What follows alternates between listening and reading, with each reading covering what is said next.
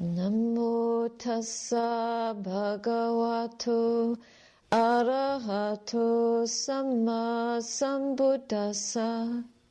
Namo tassa bhagavato arahato samma sambuddhassa.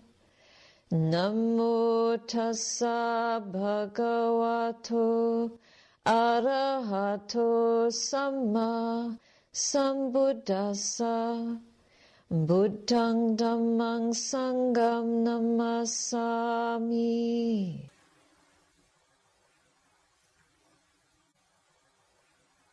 A few of you have come here for the first time, and we find ourselves a group of women, the Women's Buddhist Sangha of Ontario.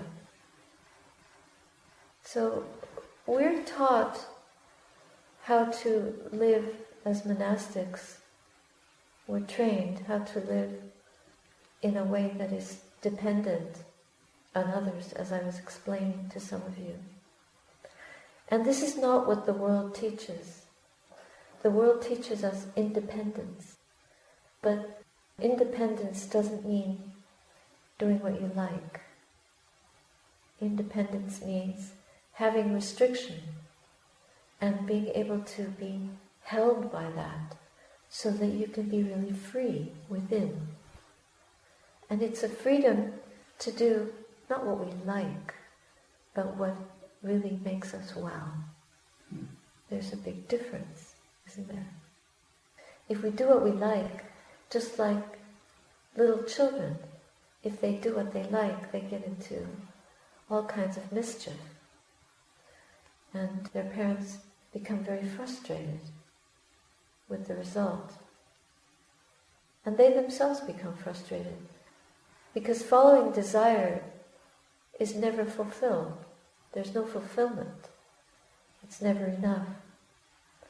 Therefore, one has to run to the shops on the 26th of December, following desire, because it's never fulfilled. But surely there's something one can buy in the store that will just top it up. And there isn't. We have all those freedoms, but there's no end to looking for freedom. Why is that? It's due to ignorance, due to not understanding the truth of where our real happiness can be found. At this time of the return of the light is now coming back into the world. The days are not getting darker. They're starting to get lighter. The trees are like lace, and the whiteness of all that adds to the brightness. And the Buddha gave us, instead of Christmas lights and New Year lights, he gave us 7 factors of enlightenment. And these 7 factors are to brighten and polish our minds so that they can be all lit up. And it doesn't involve any shopping at all. You certainly wouldn't want to buy lights now because some of them are being recalled because they're dangerous. But these lights are very safe. They're safe, they're very solid, and they're substantial. They give us a real foundation for practice. Let's just quickly contemplate these bright lights of awakening, enlightenment factors. And the first one, you may all probably guess, Sati, mindfulness. It's one of the words that is in the name of this hermitage, Sati. There are 2 words there, one is Sati and one is Saraniya. Sati is mindfulness, and Saraniya comes from the word sarana, which means refuge. But another meaning of it is remembering. So remembering. And another meaning for it, if you put certain diacritical marks on the letters, you get the meaning of reconciliation. That's a whole other topic. But let me come back to mindfulness. Mindfulness is a practice of focusing the mind and stilling the mind attentively on what we are seeing or experiencing in the present moment. Usually we think about one object. Or if you're paying attention to your legs, for example, or the posture, sitting in the chair, and you feel mindful of the body in contact with the chair. We have a strong awareness there. And we try to keep that awareness very one-pointed, ardent, continuous. We're diligent with it, not sloppy, and not careless or carefree, but truly intentional. Where is the attention of the mind? Attentive and intention is specific. To focus on the present moment, the present experience. Here we are in the hall, sitting, listening with mindfulness. Sitting, paying attention, mindful of the body, mindful of the mind. And then there's an ardency in that. We know that this is good for us. So if we're mindful when we drive, we know it's good for us. But this kind of mindfulness is not just for being out on the highway. We think about every activity that we engage in as part of our travel, part of our arriving in the present moment. So if we act or speak without mindfulness, we could be in danger. We might hurt somebody. We might run into someone. I don't mean because you bump into them, but we might have a debate or an argument, run into. That means self running into self. The two egos bash into each other. But if we're mindful and restrained and practicing a good level of virtue, then mindfulness will hold us steady on the path, the Noble Eightfold Path established by the Buddha. It's a different kind of highway, and it happens to be the highway. It really is. It's really where we want to get. We don't want to just be traveling the same old roads of Ontario over and over again. We want the road that leads us out of all this confusion. So, this is foundational. Another factor of enlightenment is Dhammavichaya, which means investigation of Dhammas. Now, most of the time, we might be operating on automatic pilot. But if we have this investigative quality of mind, that means that we're really reflecting on our experience. We're on the highway and we're traveling and we're noticing the state of our vehicle. Is it well? Is it healthy? Or is the transmission working? Are the brakes functioning? But we're very mindful of traffic, staying in the proper lane, not going over on the shoulder, not getting too close to the car in front or the car in back, and signaling at the right time. But this is very much what we want to be doing when we're driving our vehicle of the body with the mind. The mind is governing and directing this vehicle and itself. So this is an important thing to consider. Who's steering? Are we using the Dhamma as our steering wheel or our spare tire? It's very important to really steer with a mind that is attentive and reflective. So mindful and also wisely considering and evaluating, is this skillful or not? If it's not skillful, don't. Then we restrain. Is this harmful or not? If it's harmful, we refrain. So then we create a narrow channel through which we move. And I don't mean necessarily physical movement. I mean where we allow our mind to abide, to dwell. So this is what Dhammavicaya helps us to do. It's a very dynamic, so is mindfulness. These are dynamic forces, dynamic skills that we learn.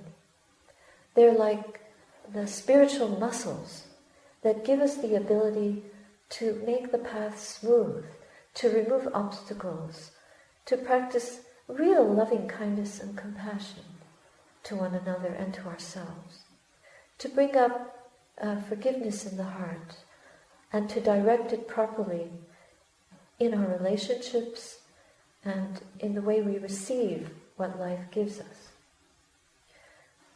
There's a third dynamic factor here that bears mentioning, and it's called energy. So this vehicle of moving through life, growing in life, maturing in life, aging, going through the whole process of the human journey, of course we need energy for that. So the energy of this path is an awakening energy. It's not just a dull and dutiful, oh, another day attitude, but it's a lively, enthusiastic and energetic effort to move well, to live well, to speak well, to think in ways that are skillful, to activate the mind along the lines that the Buddha instructs us, with generosity, with virtue, moral foundation. So making effort morally means that whatever is unwholesome in our mind, we try to abandon it. Hateful thoughts, mindfulness, knowing, not skillful, abandoning. So what if we just know, well, that's not skillful, but then we act on it? We haven't used the right energy, right effort, not an effort that is uninformed or ignorant. So it's wise. Paying attention in a way that is really seeing the difference between what is safe, what is beneficial, what is benevolent, and what is dangerous, harmful, decadent even, or leading to decline. We're looking for what will raise us up spiritually. So right effort, that then if there is something wholesome in the mind, our thoughts are well-intentioned. We have kind wishes for each other. We have the intention to do good and to follow through, to speak well, not to be deceitful, not to be catty, not to be domineering or aggressive, not to be insipid or obsequious. There are so many ways that we can direct the mind to just be straight and forthright and patient and generous, contented, insightful, reflective, really discerning. What is the best I can do here?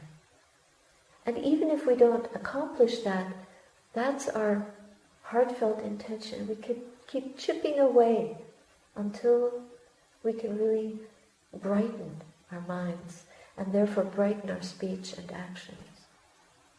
So what is not helpful in the mind, we abandon it. And what is helpful, we grow it. That little tree that's back there, when we got it, it was just a broken twig. And now, carefully growing it. And we can do that on the path of spiritual practice as well. Little by little, not just dumping something because it's lacking instant results. Our society wants instant gratification, instant tea, instant information, all the buttons at your disposal to get instant knowledge. But it's not knowledge that brightens the mind necessarily, unless there's now an app for enlightenment. But I don't think so. I don't think there ever will be. Because this is the highway, it's not the cheap way. That's cheap. Just have an app do it for you. Who can be a mathematician?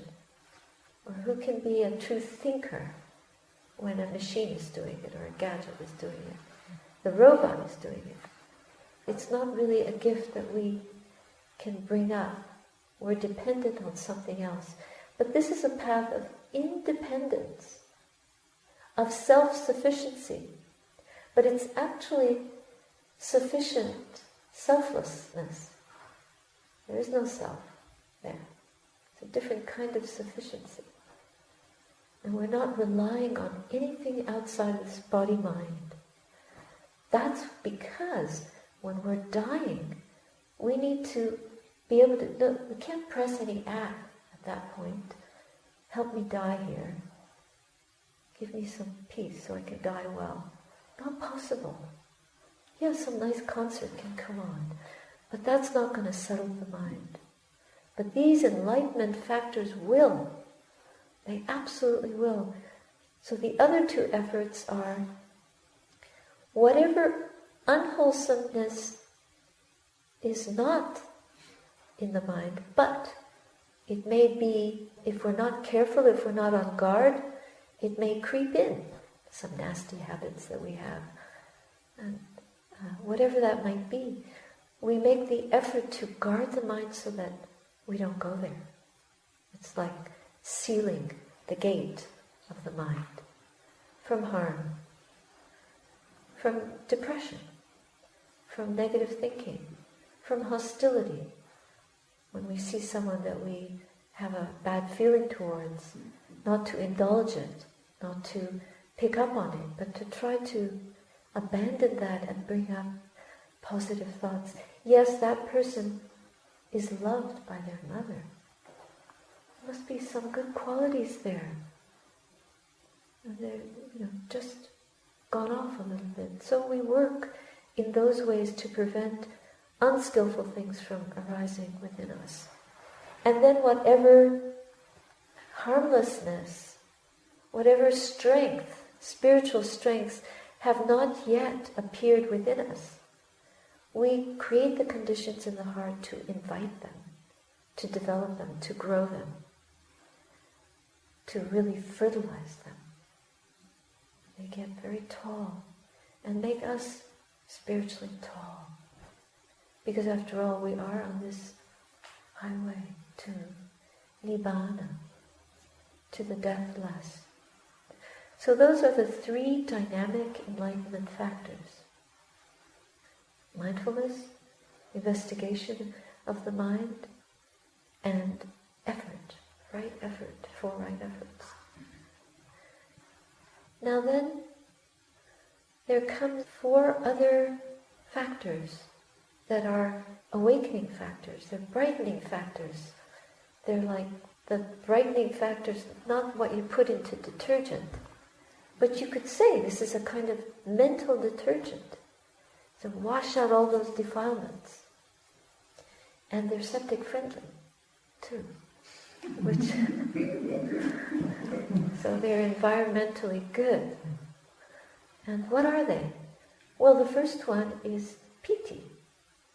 So piti translates into bliss, happiness, uprising joy, quality of tremendous joy. Now the Buddha was very wise. He understood that this mind, to be really well, the mind needs to be happy. That's why the world is racing after happiness in so many divergent forms, some of them quite ill-conceived, because they don't bring happiness at all. Human beings really crave happiness. And this craving is a fundamental drive of the ignorant mind. So the Buddha discovered through meditation practice a happiness that is wholesome. It doesn't feed that same craving for the sense realm. It actually brings forth, fortifies in us the spiritual dimension of well-being and wholeness, of moral integrity within us. And piti comes as a result of that kind of practice, this uprising, joyful, sparkling quality of the mind. But by itself it's not enough. It's one of the results of these three dynamic awakening factors. But there is another one that comes on its heels. So if you sit and have a wonderful experience in your practice and you feel some kind of shimmering or ecstatic sense, like a breakthrough or a great joy and release, then 2 days later you sit down and nothing happens. You start to crave for that. So we must also let that go and just see where the mind will take us. Review how we experienced that bliss. And then let the mind find its home, because it'll find it again if we put in the right causes and conditions. And we will eventually see that that state of bliss matures when it settles. It matures into a calmer happiness, a very deep stilling of the mental fabrications. And this is called passaddhi. Passaddhi is a calming of the mind, and we all love that calm. The piti has an excitement in it, when you're really, really happy. But then this is a more serene and present happiness. It's not so energetic, and very wide-berthed and accepting of the present moment. Not looking for anything. It's very calm. We need that. We need to detox from the stress of life, from the stress of the burdens of these 5 aggregates. They're absolutely a burden. If we don't dress them up and prop them up and spray them and smear them with lotions and all the rest of it, then they become smelly and dirty. They have to be washed and cleaned, and so much care goes just into maintaining the body, cutting nails and cuticles and hair and all that stuff. We have to shave our heads every week because it just grows back. So we don't do long hair of any dimension. And this is a great freedom, to just keep trimming it all. What a wonderful analogy for the path is to keep shaving the heart and purifying the defilements from the mind. Purifying those obstructions that keep coming back. Oh, there it is again. Chin, under your ears, wherever.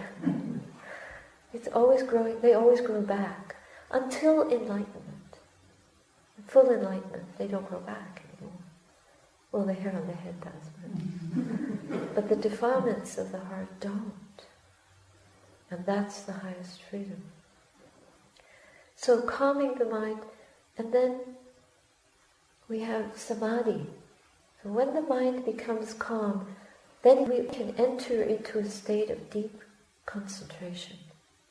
And we all know that when you concentrate something, the flavor of it, like concentrated apple juice, you only need a little bit, right? And out of that you can get a lot of juice. Well, you know where I'm going here. But so what the power of the mind is amplified through concentration, samadhi, unification of the mind, a stability, a deep gravitas, rather than just a pile of sand, it becomes like a mountain. Sand, it spills and it can be thrown in every direction. But a mountain is rock-like. It doesn't move. This is the kind of attention that we need. It's rock-like. It's a firmament out of which wisdom can appear and emerge. So this is what we want to develop, and this is the fruit of the 3 dynamic enlightenment factors. And then from concentrating the mind in that way, moment by moment, we do that through moments. They're cumulative. The more we practice concentration, the more the mind can be still for longer periods of time. At first it's just learning to abide in calm rather than in distraction and restlessness.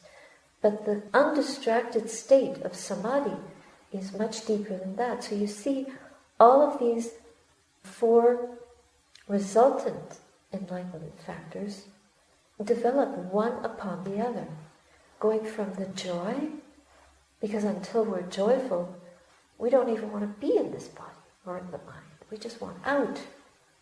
We want to go to the world and find the happiness out there. But when we can find the happiness in here, we're willing to stay put, to tune into the best station of all. It's right here, and it's a station. You know, in Christianity you have the stations of the cross. This is the station of awakening. It's the axis mundi, the intersection of the timeless and time.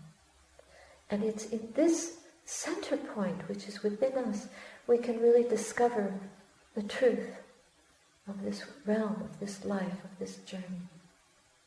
When that is accomplished, going from the joy to the calm, to the stability, and then to the equanimity. It's within the upekkha quality, that's the 4th one, where the stability matures and ripens in a state of mind that is equanimous with conditions regardless of how they are. It could be terrorists coming in with their rifles right now. We would sit equanimously, greet them, and accept. Okay, they're going to shoot. There would be no self clinging to life. There would be no clinging to anything. This is the perfection of equanimity.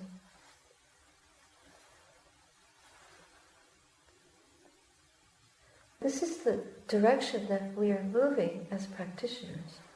We're moving to a state of complete freedom from fear, complete freedom from hatred, from greed, from miserliness, from selfishness, from aggression of any kind. The most pure state a human being can experience. And we experience it in little increments, day by day, moment by moment, day by day, month by month, year by year, so that when we die, there's a portal at the moment of death, an opportunity. We're letting go of the body, and we can, at that moment, let all these beautiful enlightenment factors rush in and ripen us completely, ripen within us completely within the heart. And then let go. Because there will be nothing to fear at all. We will have understood exactly what is to be understood.